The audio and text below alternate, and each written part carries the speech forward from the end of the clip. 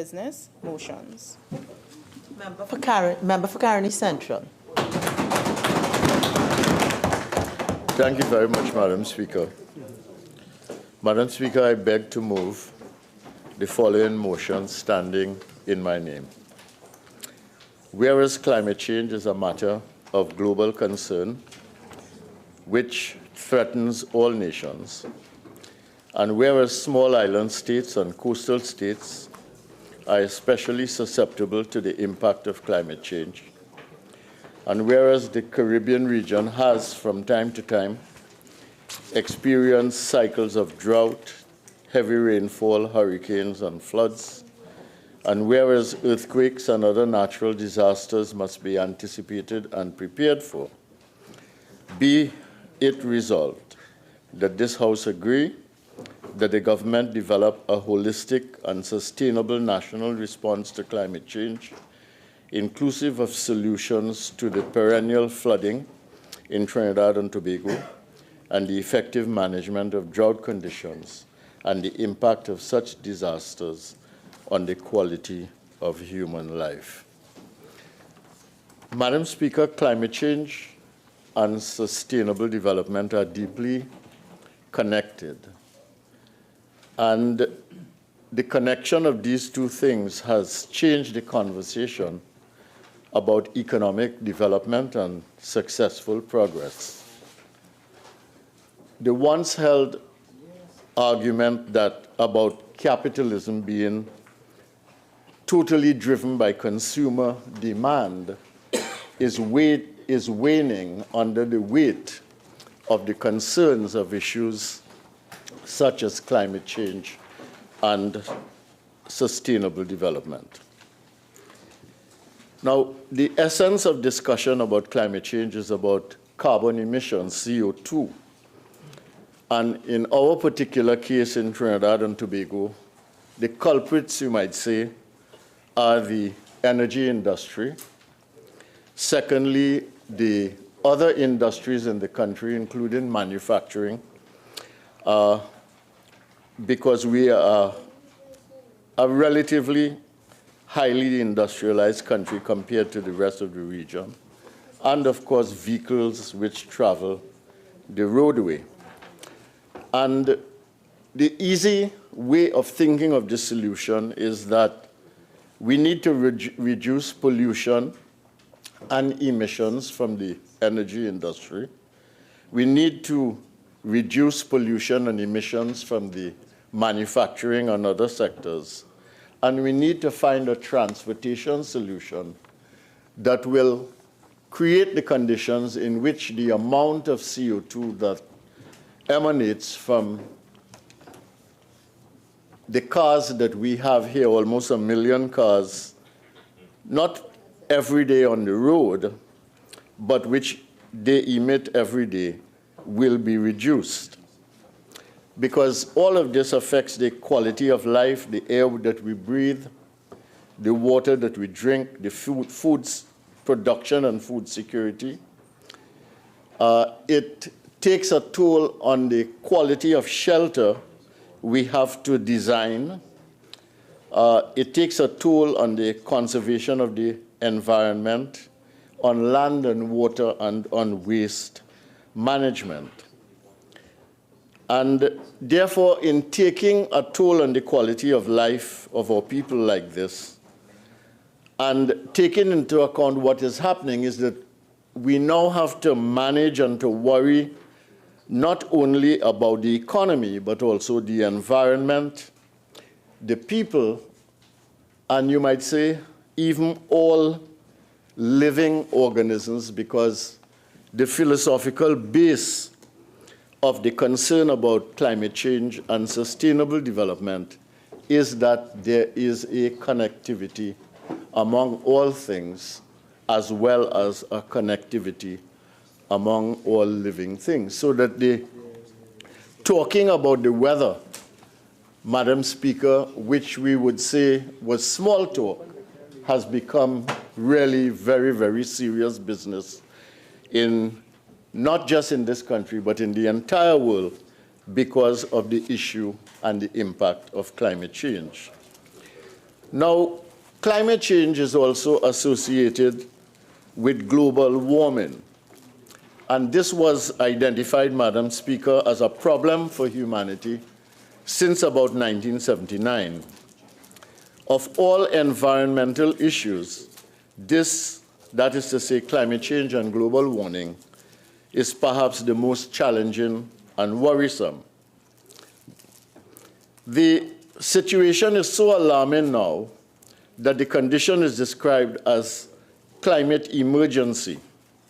And yesterday, the Oxford Dictionary, through The Guardian in London, informed us that the term climate emergency has soared in usage by about 10,000%, and that climate emergency is now the word of the year in 2019. And it describes a situation in which urgent action is required to reduce or halt climate change. They also explain that. They explain that you could put two words together to form one word.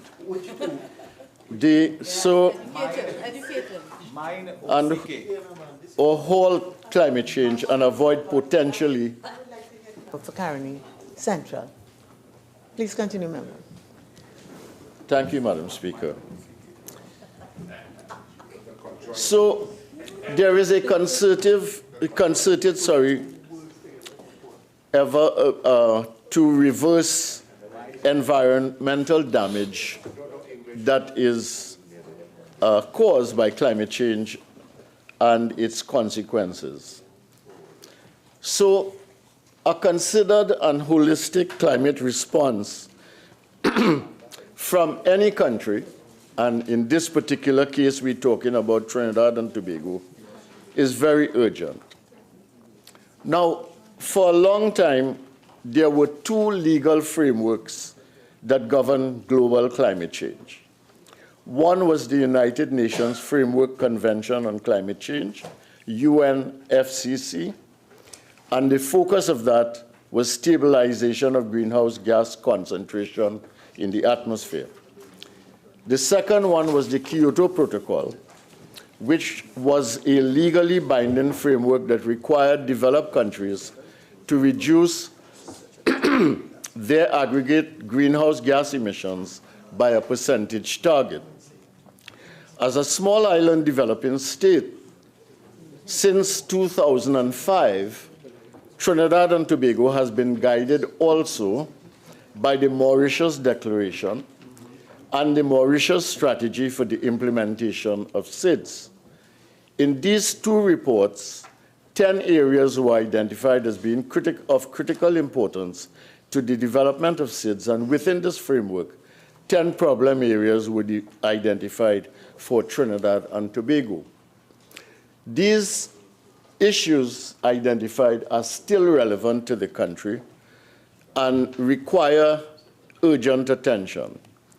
First of all, climate change and sea level rise, natural and anthropogenic or man-made hazards, management of waste, coastal and marine resources, freshwater resources, land resources, energy resources, tourism resources, biodiversity, and transportation. In the year 2013, Madam Speaker, when I had the opportunity and privilege to serve as Minister of Planning and Sustainable Development, that ministry, which I led, prepared a document on behalf of the government and people of Trinidad and Tobago entitled Working for Sustainable Development, Progress, Gaps, and Opportunities for Action. This document was prepared for the Rio Plus 20 conference in Brazil of that year.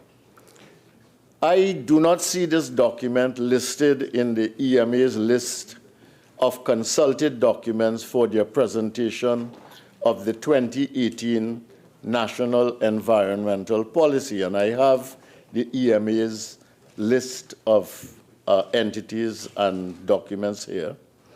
I also do not see the EMA taking note of the National Spatial Strategy for Planning, which was laid in Parliament in 2013, and which accompanied the Planning and Facilitation of Development Bill, which we had the opportunity to debate the amendment for not so long ago.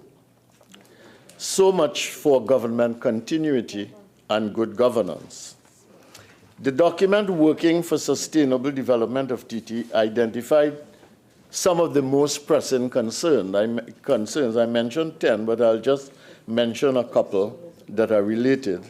The rise in sea levels, increased flooding, unpredictability of weather conditions. IDB, the Inter-American Development Bank, took note of that same document in 2017, 4 years after we had prepared and presented it to the world, and made reference to the fact that the Working for Sustainable Development document for TT had also highlighted the economic impact of climate change on Trinidad and Tobago, which included agriculture, coastal zones, and health, which could directly impact on tourism, as well as other aspects of the wider community.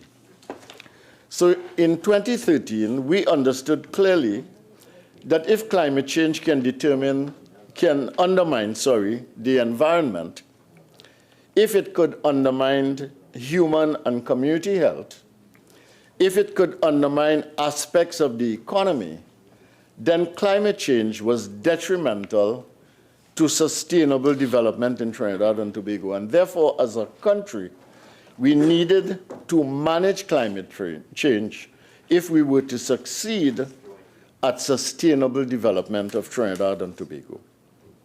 In other words, if we, as a country, do not manage and make adaptations to climate change, there is no chance of us becoming a sustainable nation. The NDC Global Outlook Report of 2019 of the UNDP, NDC in this instance means nationally determined contributions, makes this position clear on page 22.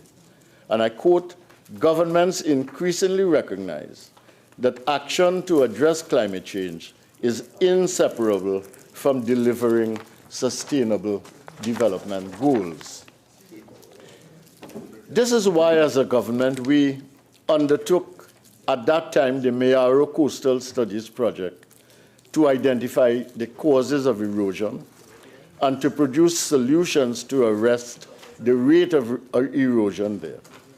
That is why, in order to preserve the Manzilina coastline, our government embarked on the Manzilina Seawall project executed by the then Minister of Works, the member for Tabaquil. These are but two small interventions on the eastern coast that can make a difference on the coastline, in the lives of people as well, and enhance the environment and support economic activity. That is why, as a government, we also took the decision not to allow construction on the hillsides above the 300-foot contour line. Another small decision that could have a positive effect on soil erosion, silting of water courses, and water runoff that can contribute to flooding. That is why at the Ministry of Planning we funded a biodiversity project which brought UWI and Cambridge University, UK, to study and catalog flora and fauna in a carefully identified area of the country. That is why we limited the development of shagaramas to only 11% of the land in the Shagaramas Master Plan and established a nature reserve on the remaining 89% of the 22 square mile peninsula. These are only a few of the things that we did. But as I said, we did prepare a national spatial strategy document which was laid in this Parliament in 2013.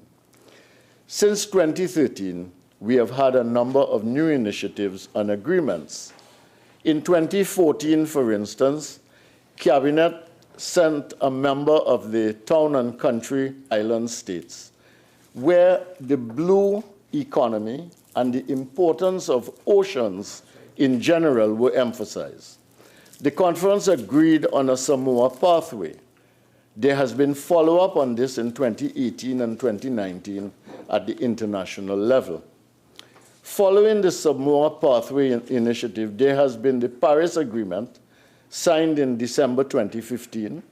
The purpose of this accord is to accelerate and intensify the actions and investment needed for a sustainable low-carbon future.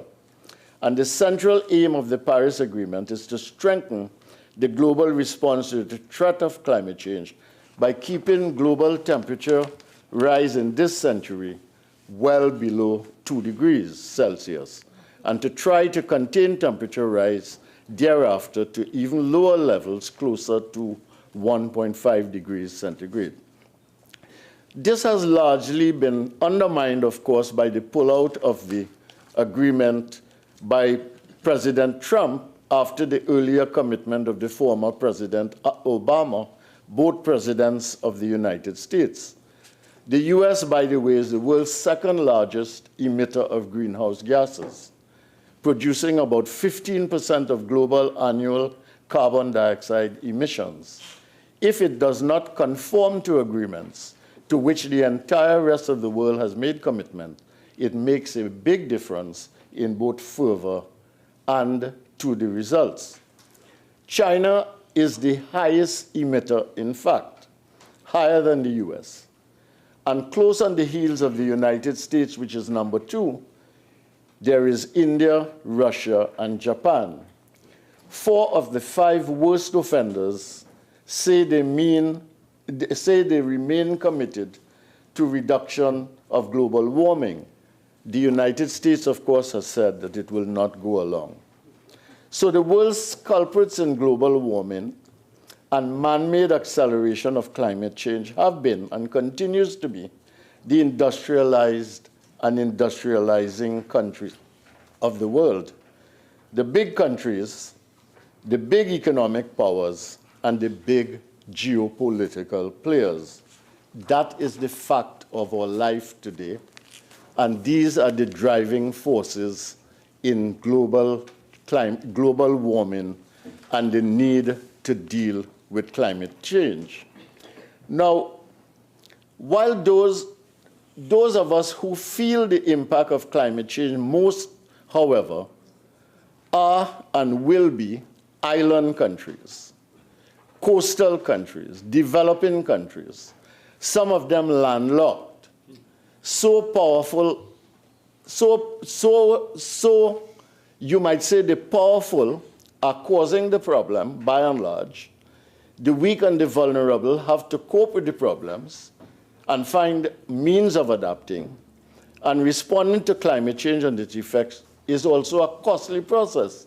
So it costs a lot for small countries to try to look after themselves and to contribute to the world. Now, the citizen of Trinidad and Tobago may well ask, what does it matter if the world gets warmer? The ordinary citizen might ask that, and it's a legitimate question. Well, scientific evidence suggests, Madam Speaker, that if the world temperatures rise by 2 degrees in cold areas, mountain glaciers will melt, rivers in warmer areas will dry up, and mountain regions will see more landslides as the permafrost that held them together melts away. With a continuous rise in temperatures, sea levels could rise by a meter, it is said, by 2100, and 10% of the world's population can be displaced. A lot of that population, proportionately, will be in nations such as ours that live with the sea around them. I always remember the then Prime Minister of the Bahamas, Perry Christie, who pointed out at a conference that we were both present at in 2014, that the sea level around the Bahamas Islands rose, that if the sea level rose by 2 feet, a full 2/3 of the Bahamas landmass would be covered by water. Since then, we have witnessed the devastation of Dorian with its 185-mile-per-hour winds, seawater flooding, 65 people died, and US $7 billion in damages were caused.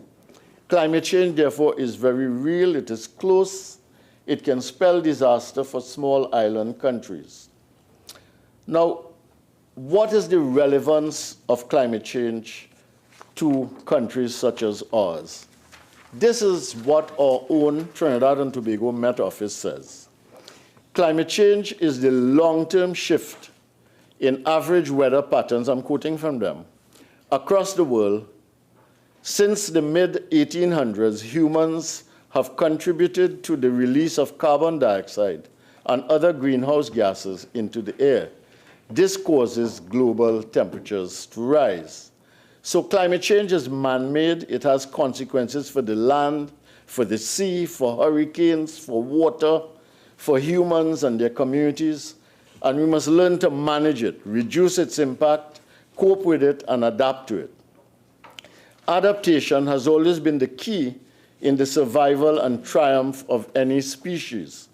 And the challenge for us in this era of accelerated climate change is to identify problems clearly and to solve them and to adapt to changing climatic weather conditions.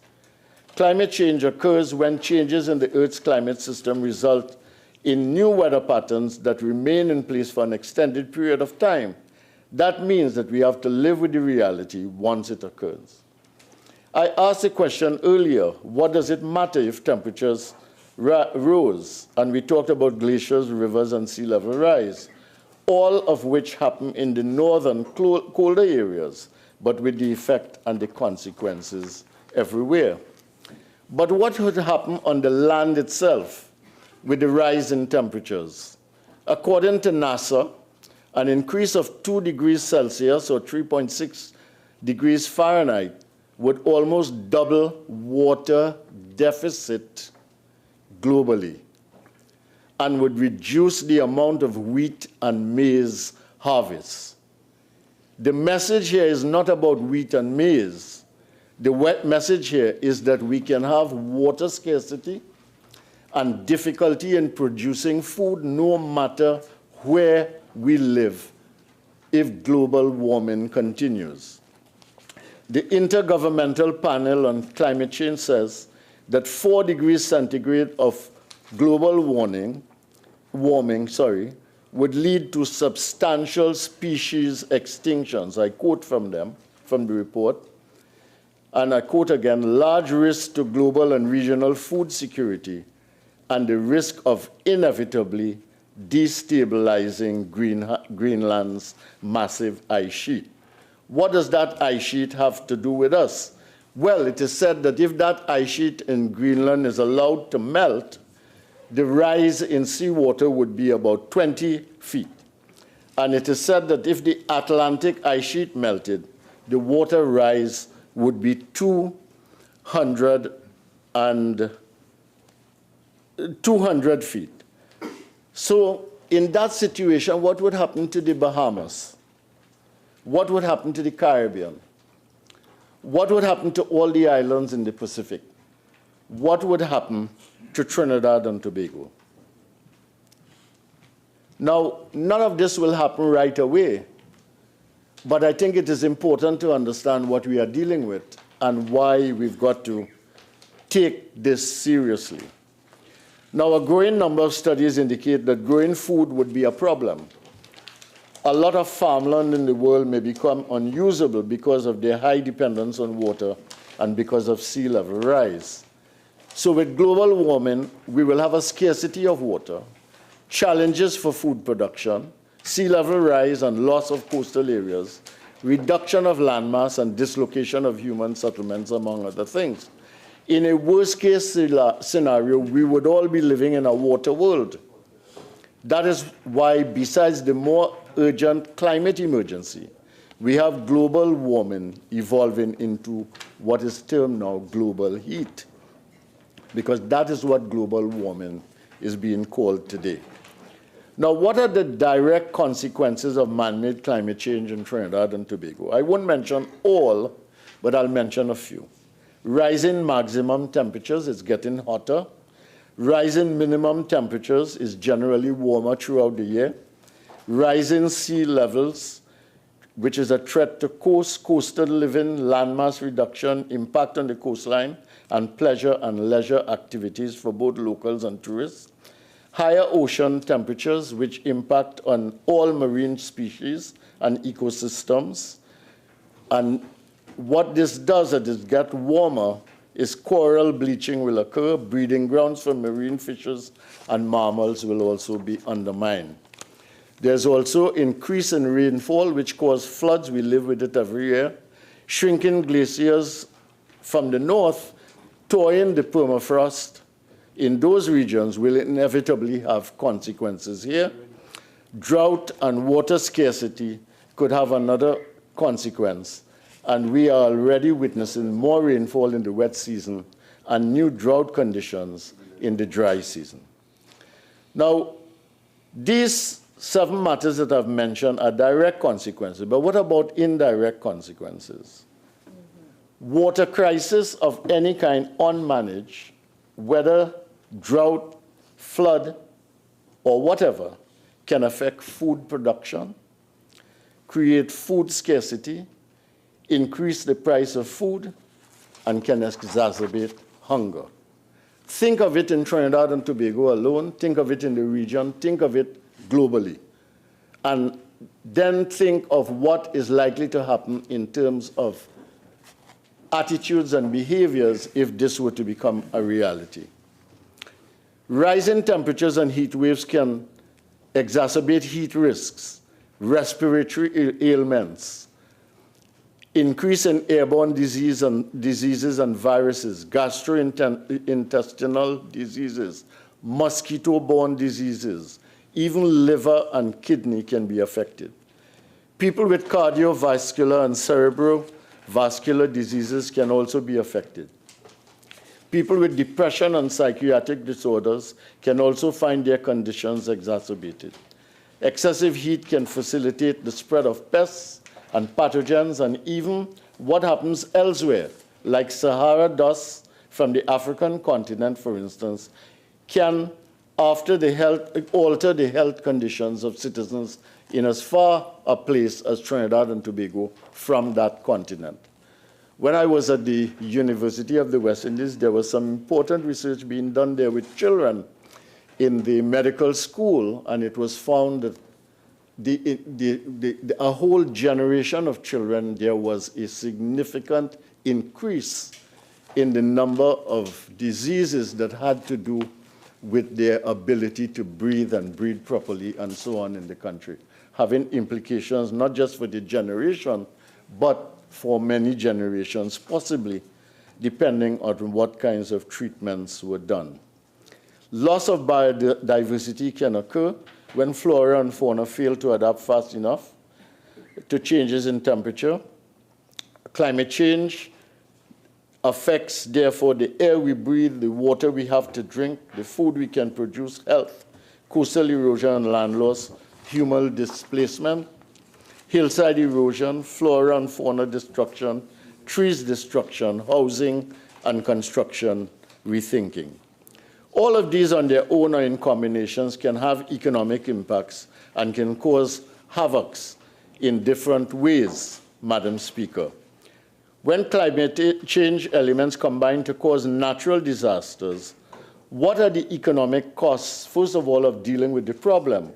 Secondly, restoring some semblance of normalcy, and then dealing with permanent damage and disaster. What is the human and economic cost in Trinidad and Tobago when floods occur and homes are devastated? What is the community cost? What is the economic cost of uprooted trees and demolished buildings in Dominica, wrecking the lives of thousands of people on a small island? And that same hurricane in the Virgin Islands, Puerto Rico, none of these islands have fully recovered yet from that hurricane. What about the devastation in Abaco in the Bahamas? The human and economic cost of climate change and its direct and indirect impacts are immense. And it is a problem for us, and it is a problem that is quite significant. All the scientific evidence, based on research that has been done here up to 2010, show us that, in fact, we have global warming here, that we have warmer temperatures here, that it is happening here, that there is coastal erosion here, and these includes local scientists who are stationed abroad. It includes the Climate Change Center in Belize. It includes other scientists who are doing work in this area.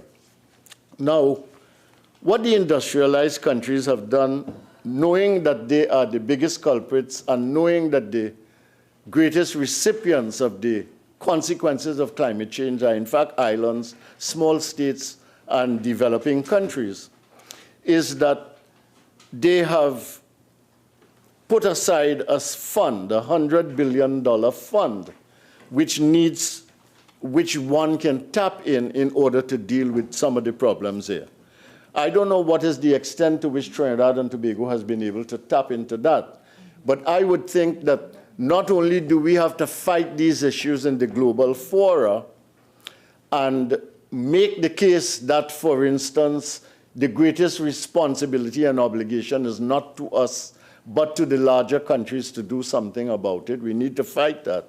But we also need to make the case that without the technical capacity, without the technological know-how, and without the funds, we will not be able to deal with the problems that attend us in this particular country, Trinidad and Tobago, or in the other region. But there's a fourth thing, which is that unless we have the capacity, because sometimes these forms that you have to fill out, the package of things that you have to fill out, are so onerous that it's very hard to even complete it, to get the benefits from it. And in that kind of situation, we need to build the capacity here to address issues in Trinidad and Tobago and to get the funds to be able to do it. Now,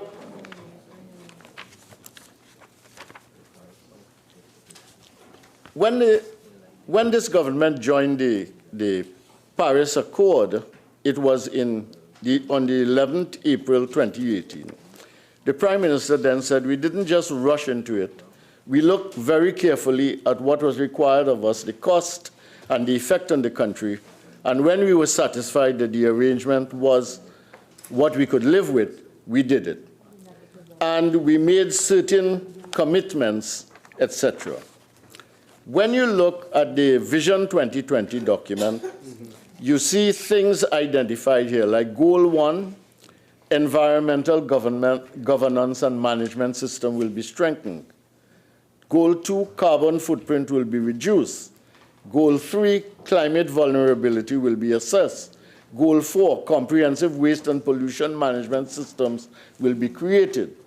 Goal 5, national resource management will be improved. Now, all of these are fine, and there is really no problem with it. But the question is when, how, where, who. All 5 of these seem, without support, rather vague and nebulous, and without concrete action measures. Now, there have been other things done by this government I want to acknowledge. For instance, review and update of the national climate change policy. We did a policy in 2011. Some attention to forests and protected areas, a ban on styrofoam containers, a beverage container bill. I'm not sure if they did anything for plastic, and of course you had the issue with the LED bulbs in the last budget. Now, it also talks about a national climate mitigation monitoring, reporting, and verification system to track the reduction of greenhouse gas emissions. Mr. Speaker, Madam Speaker, sorry, the reason why a citizen will be skeptical about some of these initiatives or find them sometimes comical, is because of the context and because of scale. It's not that anything is wrong with them.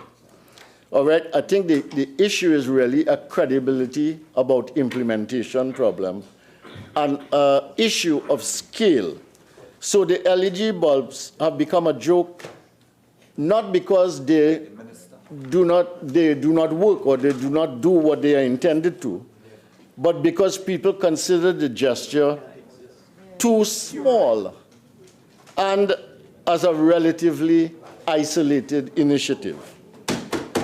Then, secondly, although they understand that the LED bulb is better for the environment, they are skeptical about its introduction. So they think, for instance, as people have said in the public space, that the plan was really for an importer to benefit rather than the citizen to benefit. So culture and experience drives the citizen to think in this way, which brings a lot of skepticism to even reasonable objectives. Now, let us take the reporting system for greenhouse gas emissions, for instance. Citizens will not take that seriously simply because the government on the other side has not reported on performance for the last 4 years. Even in the midst of an election season, the government on the other side will not identify exactly what they got done. Everything is amorphous and vague and PR-driven. In the review, I mentioned already that in the review and update on the national climate change policy, you left out important national documents. The beverage container bill is to come, and we wait to see what will happen to styrofoam and plastics and so on. In addition, Madam Speaker, we should not blame climate change for the things that we can and should do and take action to address. For instance, if we know that climate change will make our country hotter, and that the El Nino effect will sometimes result in drought conditions, then there are man-made things that we can do through government action. We can and must first capture the water when it is abundant in the rainy season.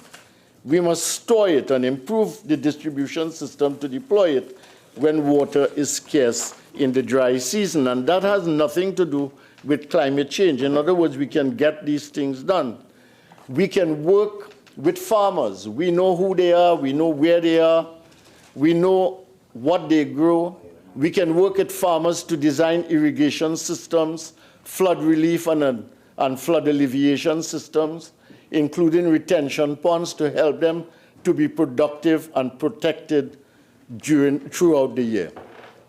While we do that, we might want to pursue various forms of protected agriculture as a strategy, which in smaller spaces with smart systems and a controlled environment use less water and yield more produce. Remember, one of the consequences of climate change is to manage agriculture and food production. It is a very important issue in the context of a scarcity of water together with floods. By clear action steps as a country, we can effectively triumph over a heat wave and drought conditions.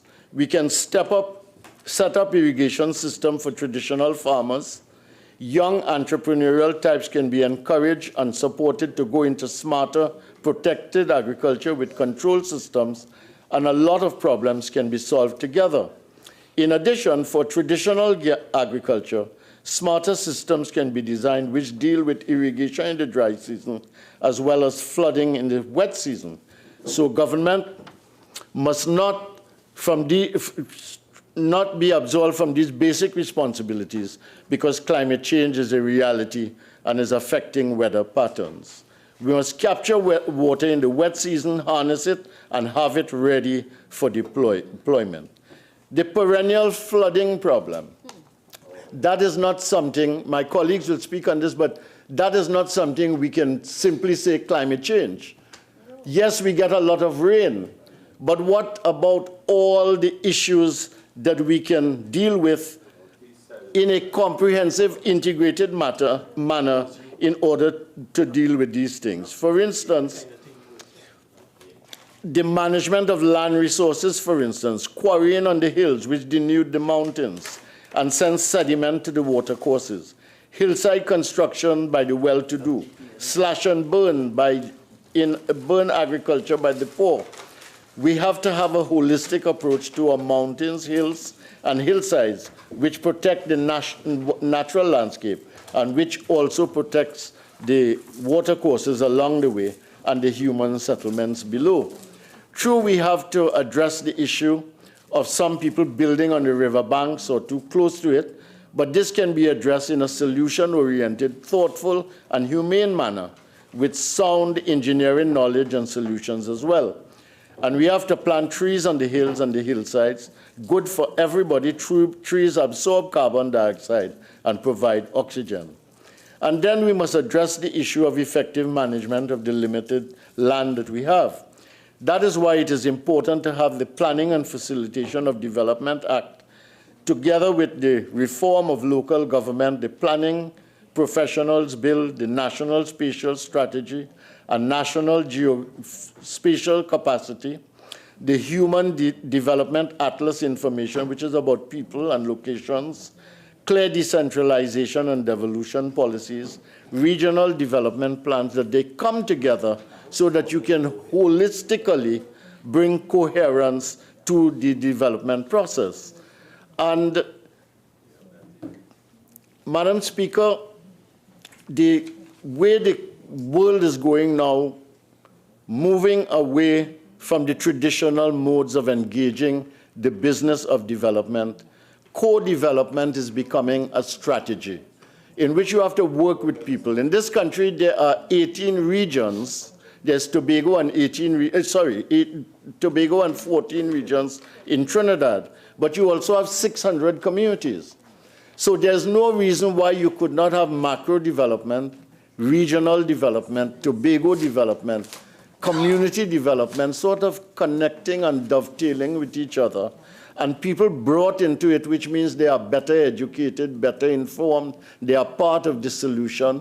And these kinds of things can make a truly great difference in terms of the management of climate change, in terms of the management of solutions to local problems, and in terms of sustainable development as a policy and strategy.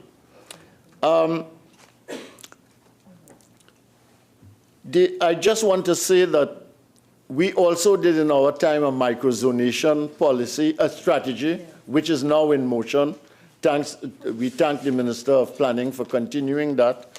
And that relates to earthquakes to which we are prone.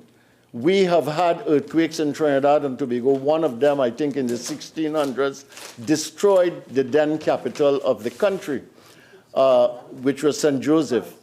And since then, we've had them, but the microzonation will allow us not just to figure out which areas are likely to be more earthquake prone or susceptible, but it will help us with things like, the building codes and things like that. And therefore, we need to introduce a number of very important and simple things that we can do that can make a difference. The use of solar heating, for instance, in homes would make a big difference. It is trite, but we do have the sun every day. The issue of rainwater harvesting, which you could start with in, for instance, you could have solar and rainwater harvesting in every government development. All right? You can do it in every mall that seeks to develop. You can do it in individual communities that you identify. All of these things can be done. It is true that we make our own disasters, but we can also create our own solutions, Madam Speaker. I do not want to offer at this point, if I ever get a chance to close the debate, I will raise some of those issues. But in this, I simply want to point to the simple things that are possible that we can do. whether it is rainwater harvesting, whether it is smarter systems for agriculture, whether it is solar development of homes and communities, etc., all of which we can do that can make a decisive difference. And the big issue, of course, would be how to deal with the CO2, which would mean that you need a new economy, and you need also to deal with the traffic management and cars issue.